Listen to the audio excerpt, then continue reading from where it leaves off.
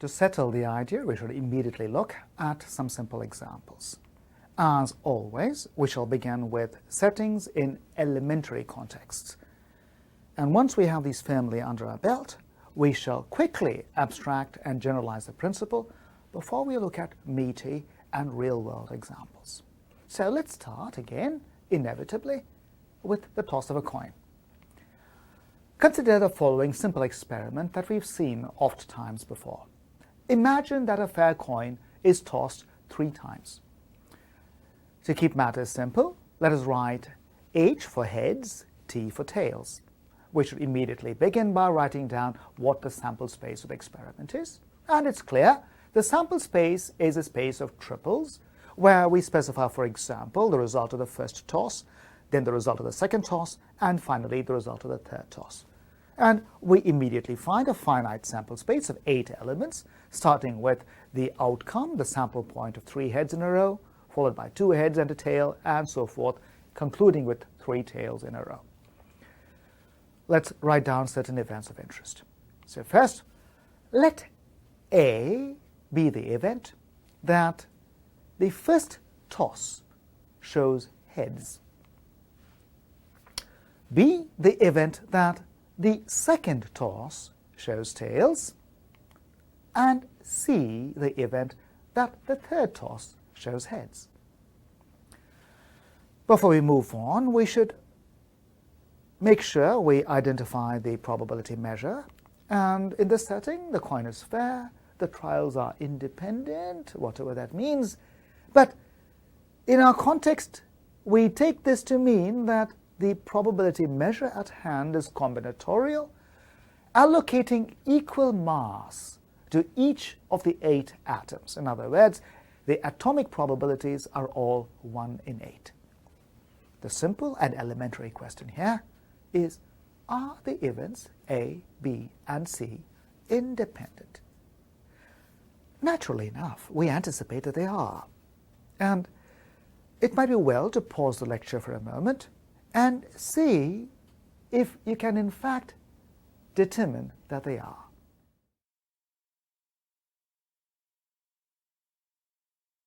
Well, now that you're back, let's take a look at what the various events of interest are. And you'll see them on the right of your screen.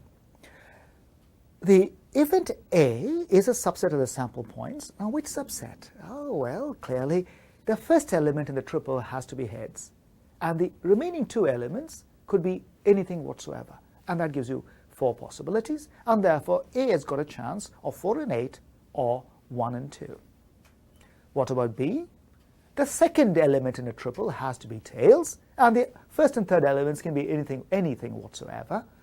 And again, you have 4 possibilities. And therefore, the chances or odds of B are 4 in 8 or again 1 in 2. And finally, C is all those triples where the third element in the triple is a head, the first 2 being anything whatsoever. 4 possibilities yet once more. 4 in 8 gives you a chance of 1/2 for say. What about A intersection B? This, in words, corresponds to the event that the first toss shows heads and the second toss shows tails.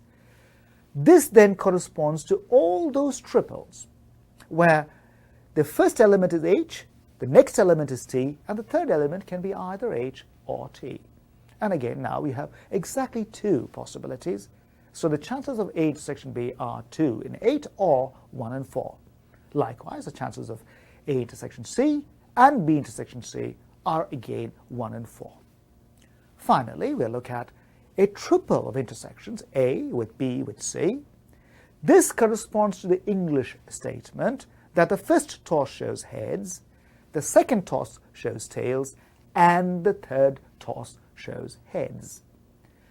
There is exactly 1 triple with this characteristic, the triple H, T, H, and therefore A intersection B intersection C is indeed an atom, a singleton set consisting of 1 sample point.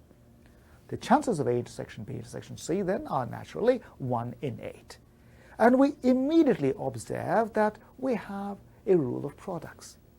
For pairwise intersections, 1/4 is manifestly 1/2 times 1/2, and therefore we have a rule of products for all pairwise intersections. Likewise, 1 and 8 is 1/2 times 1/2 times 1/2, and again we have a rule of products manifesting itself for triple intersections. All four conditions for independence are satisfied, and therefore we conclude without further ado that as we anticipated, the events A, B, and C are indeed independent. It gives us a warm, comfortable feeling when elementary calculations give us results in accordance with our native intuition. Well, this is surely an encouraging first step.